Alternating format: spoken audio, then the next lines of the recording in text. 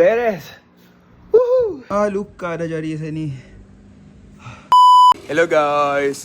Okay, so hari ni hari Sabtu. Sebab awal pagi tadi saya dah settle banyak kerja. Kerja dengan klien Skoway, borak-borak dengan team. Lepas tu macam biasa kita get back dekat rutin kami masing-masing. Sibuk push rutin masing-masing. Setiap kami ada priority dan timing berbeza dalam kehidupan kami setiap hari. Okay, so berbalik pada pagi ni. Okay, saya buat Tabata je pagi ni. 20 saat setiap exercise, 10 saat rest je, rest yang sangat pendek dan kita non-stop hingga 30 minit. Gila lah guys. Okay, so senang je nanti. Saya just follow YouTube ni je. Tengok ni, YouTube ni je. Okay, saya just follow dia je.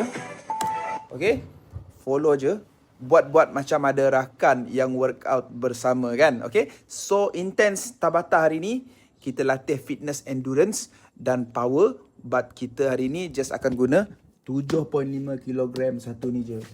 Okay, happy Saturday guys. Semua sibuk dengan hal masing-masing. Tak ada orang nak tunggu kita guys. Esok sudah tua. Pian kata apa, aku si peduli. Aku go ahead, jalan sendiri. Semua orang sibuk hal diri. Tunggu orang buat apa, rugi. Ingat satu fish,